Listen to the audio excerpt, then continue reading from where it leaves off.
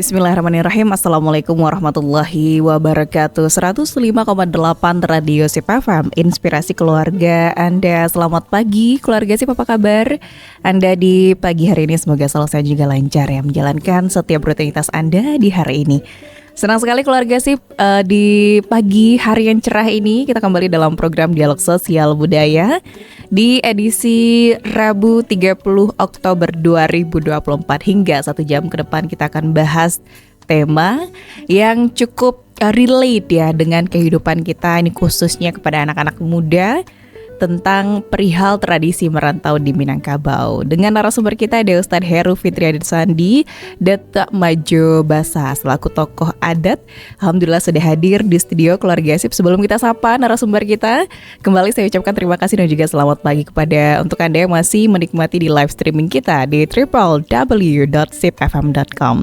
Dan juga yang masih setia di 105,8 Radio Sip FM, silakan pantengin terus dan tanya, boleh banget. Anda free untuk bertanya di line interaktif kita di 081222010159. Kita sapa dulu narasumber kita di hari ini keluarga Sip. Sudah ada Angku Majo Basa. Assalamualaikum warahmatullahi wabarakatuh, Angku. Waalaikumsalam warahmatullahi wabarakatuh. Iya, apa kabar Angku, sehat? Alhamdulillah. Alhamdulillahirabbil alamin. Jadi udah cukup lama tidak ketemu dengan Tia, Angku. Sudah rindu sekali rasanya membahas soal budaya di Minangkabau. Dan kali ini kita ngambil tema tradisi merantau di Minangkabau karena memang melihat dari yang terjadi hari ini, Angku, banyak sekali anak-anak muda ketika sudah tamat sekolah mungkin, atau bahkan sudah lelah di kampung halaman, akhirnya memilih untuk merantau. Kalau nggak merantau katanya itu nggak sukses gitu ya. Jadi memilih untuk merantau. Nah, sebelum kita bahas lebih lanjut ini, Angku, terkait dengan merantau ini, mungkin boleh kita spill dulu terkait dengan merantau itu sebenarnya apa sih gitu. Baik, terima kasih. Salam pada pendengar seluruhnya. Hari ini kita bahas tentang konsep merantau ya. Jadi merantau itu sebetulnya secara konsepnya itu adalah meninggalkan kampung. Baik. Ya, jadi meninggalkan kampung, kampung halaman untuk mencari, salah satunya adalah perekonomian ya, mencari penghidupan yang layak dan menambah pengalaman atau di bidang pendidikannya gitu. Iya. Nah, itu tujuan utama dari proses merantau itu sendiri gitu. Namun faktor yang paling mendorongnya itu memang terjadi adalah untuk meningkatkan kehidupannya. Baik, itu adalah salah satu faktor pendorong kenapa memilih merantau untuk meningkatkan perekonomian gitu ya. Tapi nyatanya, Angku, bukan berarti sebuah jaminan ya ketika merantau ekonominya langsung naik. Ada juga sih beberapa, tapi kita kenal istilah orang Minang ini kalau nggak sukses di rantau jangan pernah pulang. Nah, kayak gitu ya, Angku. Iya. Jadi di Minang itu kita yang populer ya, yang populer sering disampaikan itu ada sebuah pantun ya, pantun adat tentang merantau itu gitu ya. Karatau madang di hulu, babuah babu ngobalun. Karantau bujang dahulu, di kampung bagu nobalun gitu. Nah, jadi ini selalu menjadi dasar ya yang diingatkan oleh orang tua kita kepada anak laki-laki. Jadi yang merantau ini sebetulnya dalam sejarah kita itu adalah laki-laki ya. Walaupun di kondisi kekinian anak perempuan pun ikut merantau gitu. Baik. Ya. Tapi pada dasarnya memang laki-laki yang dianjurkan merantau di Minangkabau. Laki-laki yang merantau. Kenapa? Karena faktor yang pertama tadi, yang pertama itu adalah faktor ekonomi. Kenapa laki-laki di Minangkabau itu cenderung untuk merantau? Karena sesuai dengan ekonomi, laki-laki akan menjadi penanggung jawab nanti untuk keluarganya. Baik. Berarti dia harus memiliki kemampuan ekonomi yang mapan gitu. Nah, kemudian dipengaruhi oleh faktor sosial budaya kita. Minangkabau dengan sistem kekeluargaannya matrilineal yang bersuku ke ibu itu menjadi faktor dan penyebab harta pusaka itu turunnya ke perempuan. Laki-laki hanya sebagai pengelolanya. Nah, sementara pemilikannya, ya, pemilihan kuasanya itu adalah perempuan.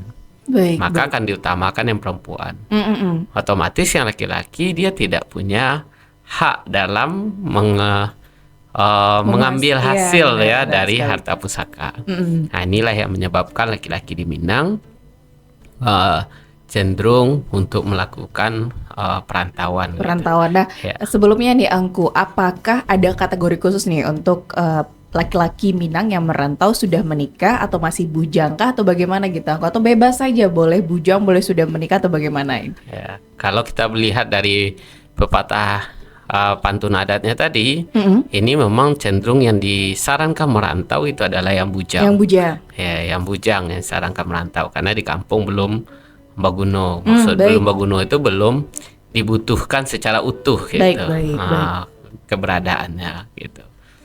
Sementara kalau dia masih anak-anak itu kan masih di bawah perlindungan oleh orang tua sama mamak-mamaknya gitu. Ya, benar sekali. Nah, sementara kalau sudah berkeluarga, maka di Minang itu lebih cenderung kalau misalnya sudah sukses di rantau, itu pulang ke kampung membangun nagari. Mm-mm. Nah, maka ketika dia sudah sukses, maka kesuksesannya itu akan dibawa pulang.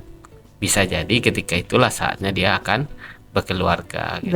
Baik, Seperti baik. itu gitu. Baik, berarti memang ketika sudah sukses baru balik kampung dan itu Ya. harus bermanfaat dengan nagari. Bermanfaat untuk nagari gitu. Itu alasan Ya. kenapa para tetua mungkin atau para pemangku ini menyarankan untuk merantau lah ketika Ya, masih merantau bujang. dulu gitu. Jadi karena merantau itu juga seperti tadi ada dua kategori, ada Baik. untuk kehidupan, ada untuk pengalaman atau pendidikan gitu. Baik, baik, baik. Jadi ketika dia sudah contoh dia merantau kadang untuk pendidikan, jadi seperti sekolah, kuliah, ke kampus-kampus atau ke tempat-tempat yang lain, pengetahuan itulah yang dia bawa ke kampung yang aman untuk membangun nagarinya. Baik, baik. Mungkin bisa kita istilahkan dengan mengabdikan diri gitu ya ke Mengabdikan diri nagari. ke nagarinya gitu. Baik. Seperti Itu mungkin secara konsep gitu ya Angku, tapi pada kenyataannya hari ini mungkin agak susah juga kita terapkan seperti Iya. itu. Kalau- Banyak yang malah besarnya di daerah orang gitu, bukan di nagarinya sendiri gitu ya. Iya. Kita lihat mungkin Karena yang terjadi. mungkin penguatan sosial budaya ya. Kalau dulu kalau kita lihat konsepnya ya, kalau yang kami rasakan sendiri, dulu orang tua sering bilang seperti ini, sebagus-bagusnya negeri orang, itu lebih bagus negeri kita. Baik, baik. Termasuk dalam masalah berkeluarga. Baik, Nah, jadi sebagus apa ya, kalau bahasanya kalau dia mencari istri lah misalnya, sebagus-bagusnya istri orang luar atau tidak orang Minang, baik. itu lebih bagus orang Minang. Nah, seperti itu dia gitu. Benar sekali. Bahasanya gitu. Nah, yang ditekankan oleh orang tua. Dan juga di Minangkabau kita dengan konsep alam tak kambang dengan jadi guru, itu juga sering malah dilakukan ya. Saat tinggi-tinggi tabangnya bangau, pulangnya tato kakubangan. Ya. Artinya apa? Sejauh apapun kita sukses, kita sudah baik atau kita sudah berguna, maka yang paling penting itu adalah berguna untuk kampung dan nagari kita gitu. Baik, Karena jadi disitulah sanak famili dan keluarga kita yang sebenarnya berada. Gitu. Ya, secara maksimal bisa bermanfaat untuk banyak orang di Banyak nagari orang, tentunya iya. gitu.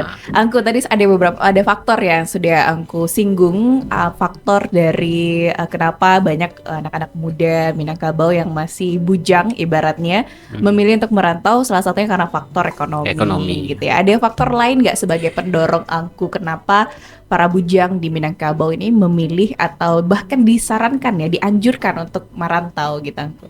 Ya, tadi kita ada singgung yang mendorong sekali tentu faktor ekonomi. Ya, baik. Karena laki-laki tidak mendapat Harta harta untuk digunakan Ya. gitu. Karena pemilikan secara utuhnya itu berada pada perempuan. Baik, Laki-laki hanya disebut sebagai pengelola. Pengelola itu maksudnya bukan yang kalau ada ladang dia yang menanami, tidak gitu.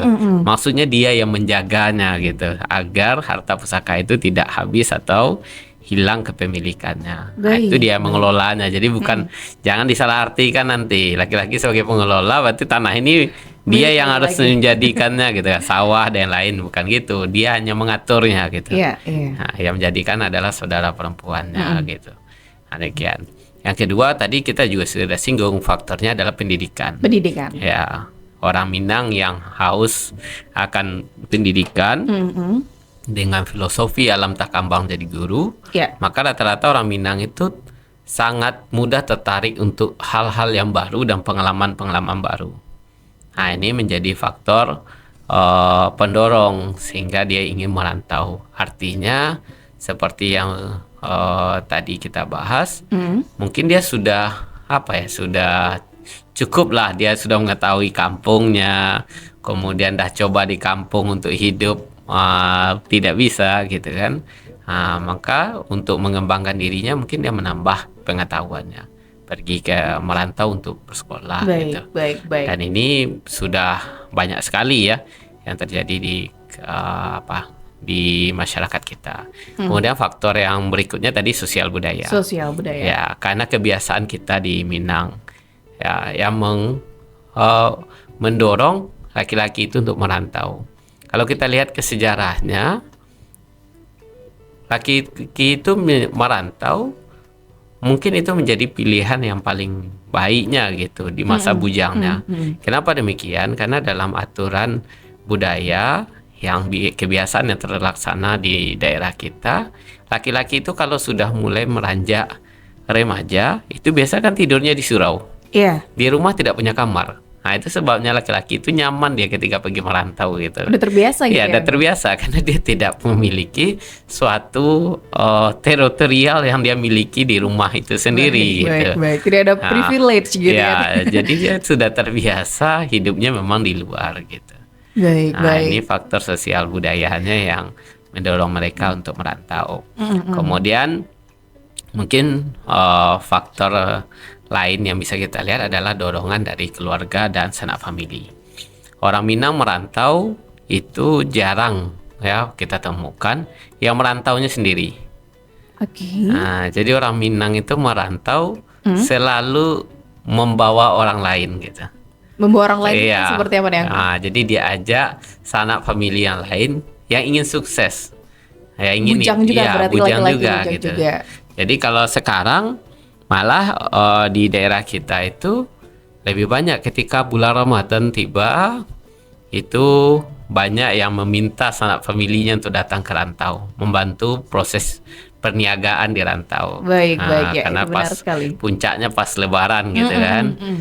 Atau sebaliknya ketika sudah selesai Lebaran, para sanak di rantau pulang kampung, dia akan menceritakan kehidupan di rantaunya. Dan akan melihat nanti anak-anak bujang yang ada di daerahnya, di kampungnya yang tidak bekerja. Dan dia akan dengan sukarela menawarkannya. Mau nggak ikut?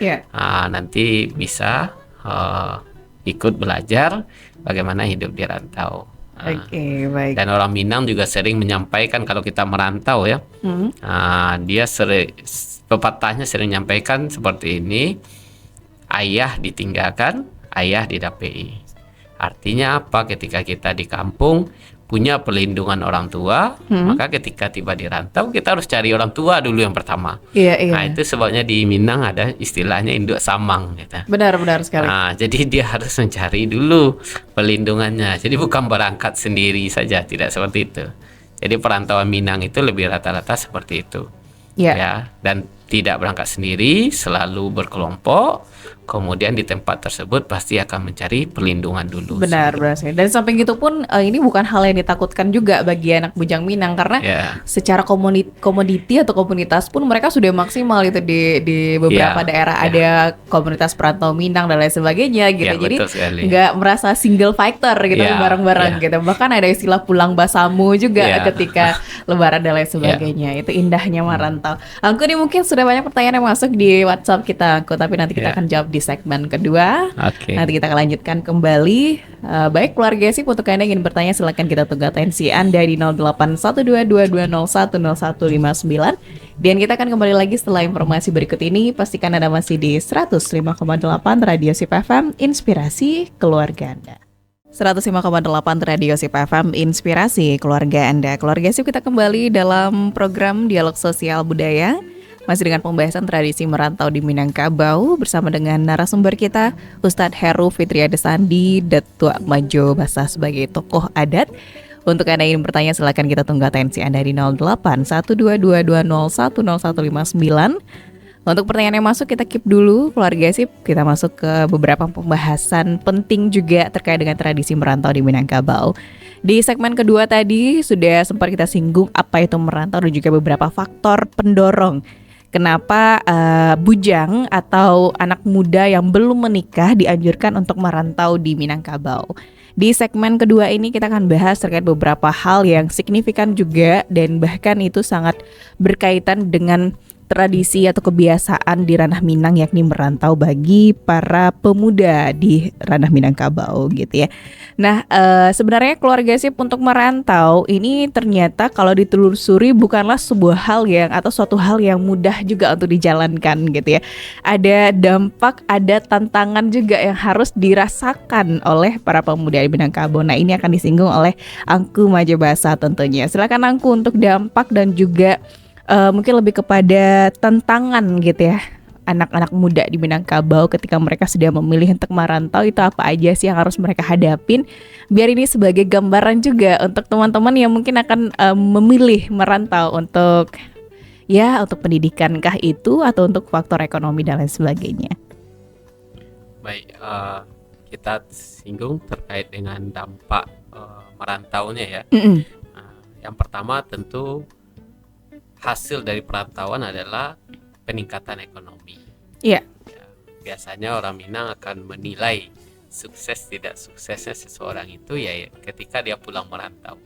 Kalau ekonominya berkembang, maka orang akan menilainya sukses. Tapi ketika ekonominya hampir sama dengan dia ketika di kampung, maka perantauannya dianggap belum sukses lagi. Nah, itu dampaknya. Jadi dampak di ekonomi dia sendiri gitu. Baik. Nah, ketika dia sudah merantau tentu harus ada peningkatan ekonomi gitu. Jadi kalau akan sama atau lebih kurang daripada di kampung, biasanya orang akan menilai perantauannya tidak berhasil lah gitu. Yang kedua, dampak dari merantau ini adalah penguatan identitas Keminangkabauan.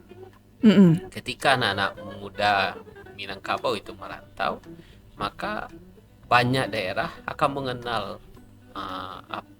mengenal budaya Minangkabau itu sendiri. Baik. Nah, karena kita merantau tentu tidak akan meninggalkan asal dan usul kita. Itu sebabnya di beberapa daerah perantauan itu anak-anak muda maupun yang sudah berkeluarga di sana akan mengadakan acara-acara tertentu dalam mengangkat sosial budaya Minangkabau. Baik. Contoh yang sekarang lagi sering itu di daerah Jabodetabek ya, ada beralek gada. Iya, benar banget lagi ya. Lain seperti itu. Iya. Nah, itu salah satu dampak merantau. Jadi budaya memperkenalkan kita budaya kita di daerah luar gitu ya. Daerah luar. Dan dikenal juga bagaimana sikap atau kepribadian orang-orang dari Minangkabau. Baik. Nah, kemudian dampaknya yang berikutnya itu adalah majunya kampungnya. Nah, salah satu daerah yang pernah kami dapatkan ya, kita temukan, kalau kita sebut daerahnya itu ya Sungai Pua ya. Nah, itu para perantaunya malah sampai membuat beasiswa untuk para anak-anak kampung ya, anak-anak di nagarinya yang ingin melanjutkan pendidikan tapi terbatas biayanya. Masya Allah. Malah ada juga perantau itu yang membangun daerahnya gitu. Contoh kejadian kita kemarin ketika ada Galodo ya, banyak para perantau yang datang memberikan bantuan berupa apakah dana atau hal-hal lain untuk memperbaiki kembali atau mengembalikan kembali daerah tersebut. Nah, itu berapa dampak ya dari merantau tersebut gitu. Namun walaupun dampaknya seperti itu, tentu tidak semudah itu merantau gitu. Iya. Jadi ada tantangan yang dialami ketika kita merantau. Iya. Beberapa tantangan yang bisa kita lihat, yang pertama itu adalah identitas, perbedaan budaya. Contoh ketika kita merantau ke Sumatera Utara. Nah, kita di Minang biasa pakai bahasa Jawa Basi. Iya. Ya, ketika ngomong, misalnya kita awal merantau, anggaplah kita merantaunya baik sebagai pelajar maupun berjualan, kita ngomongnya lembut, pasti jawabannya keras. Iya. Horas. Ada apa bang? Gitu. Pasti Berarti kayak semacam gitu dia. shock Gitu. culture ya. Ya, pasti shock sekali gitu. Mungkin di rumah tidak pernah dibentak seperti itu. Gitu. Nanti udah baper sendiri Iya, ada itu. baper Di hari sendiri. Aryanya Iya. ada sih gitu. Padahal memang Iya. udah budaya di sana. Atau datang ke Jawa Barat lembut kali jawabannya gitu kan. Sampai nggak kedengeran gitu. Ya, Ini nggak ngomong kedengeran apaan? apa gitu yang disampaikan, termasuk bahasa yang mereka gunakan di sana gitu. Baik. Nah, itu dampak identitasnya ya, karena perbedaan budaya kita Hmm. dengan daerah-daerah lain yang kita merantau Iya. gitu. Tapi kalau masih di daerah Minangkabau merantaunya mungkin tantangan ini tidak terlalu terlihat secara besar gitu ya, Iya. walaupun ada kebiasaan-kebiasaan yang berbeda. Hmm. Yang kedua adalah adaptasi, bagaimana menyesuaikan diri kita di tempat perantauan. Tidak mudah bagi orang Minang itu bisa beradaptasi dengan lingkungan itu. Ya, yang paling besar sekali faktornya adalah masalah makan. Iya. Ya, orang Minang terkenal dengan makanannya yang enak, ya, kemudian bersantan, kemudian bercabai gitu, atau balado lah gitu. Ketika merantau ke daerah atau ke Pulau Jawa itu sangat sulit didapatkan gitu. Iya. Ya, kalau di sini kita nasinya harus apa ya, putih Badarai. lah rasanya ya. Tiba di Jawa nasinya pulen gitu. Kayak ketan. Udah kayak makan ketan gitu ya, kayak udah ketan makan ya ketan. gitu. Nah, ketika di pesan rendang, di Padang rendang kita pedas, tiba di situ manis rendangnya gitu. Iya. Nah, itu dari segi makan saja baru kan, belum adaptasi untuk kebiasaan-kebiasaan lainnya yang ada di daerahnya. Nah, kalau pengalaman saya sendiri waktu di Jawa itu pernah kejadian, karena kita orang Minang suka berbahasa basi pas makan atau ada makanan, kalau ada seorang apalah tetangga atau apa kan kita basoi gitu ya. Iya. Yuk makan, mau gitu. Ternyata memang di sebagian daerah itu orang tidak mengenal itu. Orang kalau ditawarkan artinya memang serius memberinya gitu. Ya. Dihabisin Nasi ternyata. satu bungkus akhirnya dimakan rame-rame dia jadinya. Padahal waktu itu mungkin kita juga lagi lapar juga gitu kan. Baik. Nah, ini contohnya. Uniknya orang Minang gitu ya Iya. tadi. Ini tantangannya ketika kita merantau gitu. Nah, kemudian tantangan berikutnya dalam merantau itu adalah komunikasi. Oke. Komunikasi antara kita dengan orang perantau maupun kita dengan saudara kita di kampung. Baik. Ini jadi tantangan. Ya, ini yang menjadi faktor paling berat. Ketika kita merantau biasanya dikeliling.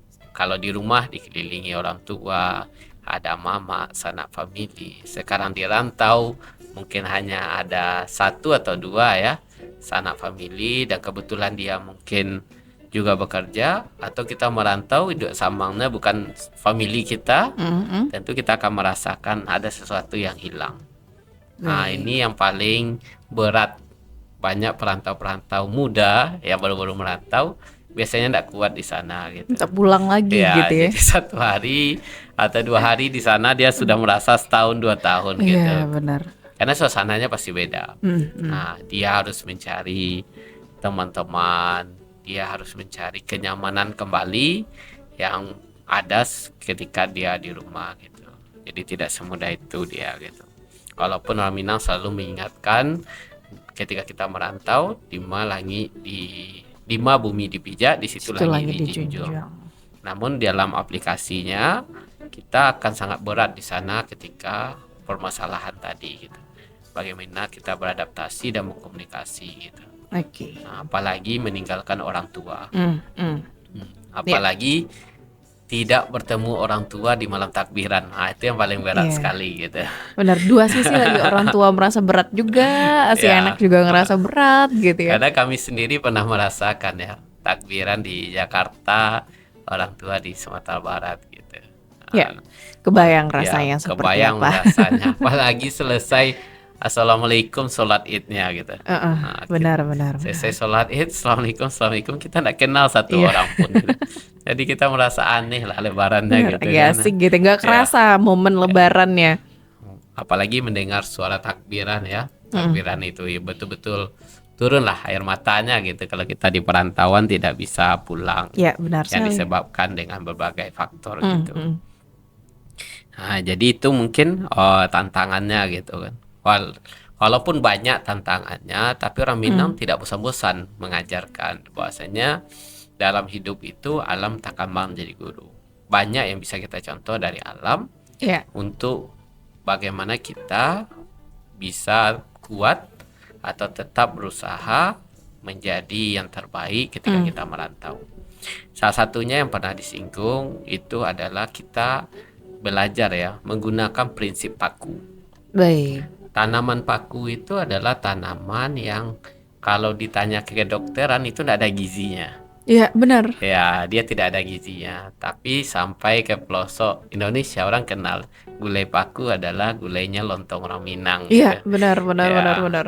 jadi dia terkenal walaupun dia tidak punya gizi. Baik, gulai paku, gulai pakis ya. Ya, Nanti gulai malah pakis. dikira paku yang dimakan. Ini ekstrim banget ini Ya. orang Minang gitu. Paku dijadiin gulai lagi. Ya. Orang Minang banyak yang apanya ekstrimnya juga. Kadang molen pun dimakan juga. Oke. Molen dimakannya gitu kan.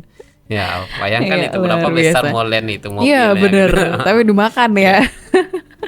Jadi seperti itu. Orang Minang mengajarkan kalau ingin merantau, lihatlah pakis. Ya. Pakis itu tumbuhnya Hmm. kalau kita lihat ke rumah-rumah adat yang lama, rumah gadang, itu malah tumbuhnya ada di atap. Baik. Ya, tumbuh di atas hiju di bagian atas atap Iya, iya. rumahnya. Ya, Hmm. itu kadang banyak itu. Cobalah kita tengok rumah-rumah yang tua, lapuk, ada pakisnya. Nah, artinya apa? Pakis itu dia walaupun uratnya, akarnya tidak sampai ke tanah, dia tetap bisa hidup. Gitu. Dia masih tetap bisa bertahan. Gitu.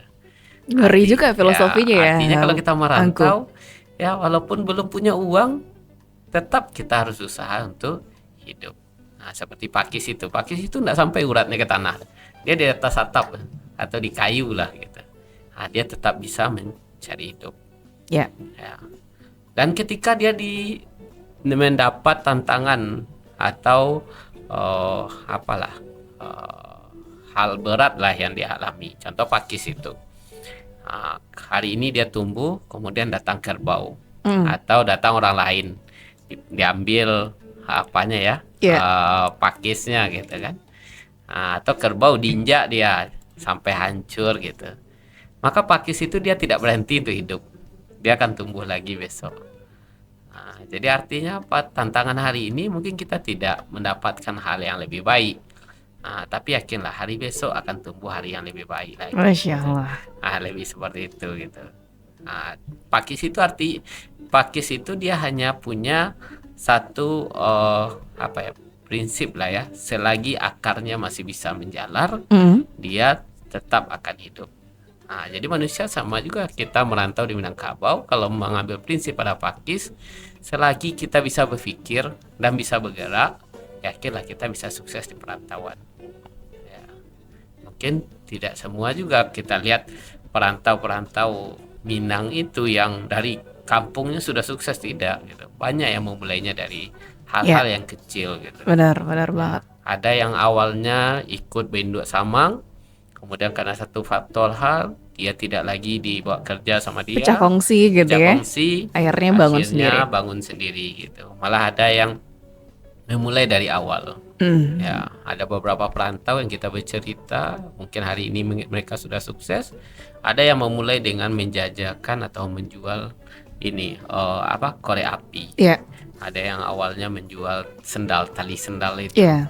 Nah, dan sekarang mereka sudah punya toko atau sudah punya penghidupan ya. Masya Allah. Nah, ini. Baik. Jadi anak-anak muda yang mau merantau ini perbanyak juga denger cerita orang gitu ya. Orang yang sukses di perantauan, dengerin cerita, jarang banget yang suksesnya tiba-tiba gitu. Tapi memang harus merintis dari nol, bahkan butuh proses. Iya, benar, bersusah payah, berdarah-darah, akhirnya baru mereka jadi pengusaha sukses dan lain sebagainya gitu. Jadi gitu. tidak langsung sukses. Instan gitu ya. Dan juga banyak kita lihat kan perantau yang dimodali, ya maksudnya dia membawa dari kampung, itu biasanya tidak lama di rantaunya. Akan cepat kembali pulang ke kampungnya. Karena tidak ada berjuangnya gitu ya. Perjuangannya itu enggak ada. Jadi dia tidak sekuat pakis tadi gitu. Sedikit menerpa, dia sudah balik Langsung. gitu. Dan ini kita lihat kejadiannya ketika COVID kemarin gitu. Iya, iya. Ketika COVID kemarin itu di kita di Sumatera Barat tidak sedikit ya para perantau kita yang balik lagi ke Benar banget. kampung halaman gitu. Iya. Ya karena berbagai faktor gitu. Tapi bagi yang tetap berusaha, alhamdulillah sekarang mereka masih bisa tetap bertahan ya. Walaupun di COVID kemarin banyak tantangan ya. Karena orang Minang merantau pada umumnya adalah untuk berniaga, berdagang gitu. Nah, jadi itu prinsip yang harus kita pakai. Baik, salah satu prinsip melihat paku gitu ya, paku. Kayak paku ini sering digunakan untuk istilah Minang ya, kayak kalau paku kacang balimbiang gitu ya. Kayaknya sering ya digunakan istilah karena filosofinya luar biasa paku karena ini. Dia tanaman yang tidak ada, kalau bahasa kedokterannya kan tidak ada guna lah gitu ya. Tapi enak loh. Ya, tapi dia sebetulnya memiliki sesuatu keunikan. Baik. Terakhir ini Angku, Masya Allah dari penjelasan Angku ternyata sudah menjawab pertanyaan dari beberapa penanya kita gitu ya. Semoga ini bisa dipahami atau mungkin bisa didengarkan kembali nanti di run kita di SIP Media. Bisa dilihat di YouTube-nya ya. Terakhir Angku menuju ke jam 11 waktu Indonesia Barat. Ini closing statement terkait dengan pembahasan kita tradisi merantau di Minangkabau. Mungkin untuk tradisi merantau di Minangkabau yang perlu kita tanamkan dalam diri kita adalah falsafah serta sejauh setinggi-tinggi tabangnya bangau, pulangnya kaku banganjo. Artinya apa?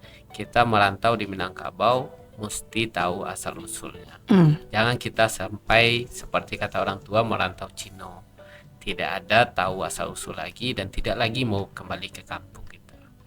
Padahal kita merantau itu adalah salah satu untuk memperbaiki kampung atau nagari kita secara umum gitu. Jadi mari kita berusaha semampu kita menjadi orang-orang sukses di perantauan dan bermanfaat untuk kampung halaman kita gitu. Mudah-mudahan dengan apa yang kita usahakan di perantauan juga dinikmati oleh sanak famili kita di kampung halaman kita gitu. Dan gunakanlah prinsip Pakis supaya kita tetap tegar dan bersemangat dalam berupaya menyelesaikan segala permasalahan atau tantangan selama ada di perantauan. Setiap ada usaha, insya Allah pasti ada jalan untuk kesuksesannya. Mungkin itu saja. Baik, luar biasa sekali. Setiap usaha pasti ada akhir yang membahagiakan lah intinya. Ada proses gitu ya Angku di balik hasil yang maksimal gitu. Keluarga SIP, itu dia pembahasan kita terkait dengan tradisi merantau di Minangkabau. Terima kasih Angku atas kehadirannya. Kita nantikan momen selanjutnya dengan pembahasan yang luar biasa. Atau mungkin ada ide juga dengan pembahasan kita, boleh nanti WhatsApp aja ya di WhatsApp-nya SIP FM. Angku, terima kasih banyak atas waktu dan kesempatannya. Kita tutup sudah program Dialog Sosial Budaya di hari ini dengan pembahasan tradisi merantau di Minangkabau. Dan tetap di 105,8 Radio SIP FM, keluarga SIP dengan program menarik lainnya. Akhirul kalam, subhanakallahumma wa bihamdika asyhadu an la ilaha illa anta astaghfiruka wa atubu ilaik. Wassalamualaikum warahmatullahi wabarakatuh.